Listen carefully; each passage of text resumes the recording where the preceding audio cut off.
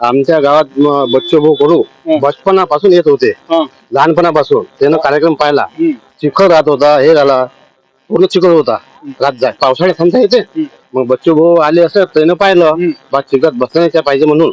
मग तसेच रस्त्यानं आले, पैदल आले, म्हणजे दरवर्षी पदलत जाय बिलगऱ्यापासून तर बेसकळ्यापर्यंत. अशी त्यांना कल्पना आली डोक्यात, बा आता काही मोठं काम करावंच लागते बेसकळ्यात. स्वतः त्यांच्या दिमाग लावला त्यानं. संतोष भाऊ आमचे बेसकळचे, त्यांना विचारलं संतोष भाऊ कसं करावं लागते, काय करावं लागते, किती निधी लागते, काय करावं लागते. असे हे दिलं आम्हाला. काय काय बांधलं यातून? यातून सभा मंडप मोठा, स्वयंपाक घर तिकडलं, रोड पूर्ण गावातले.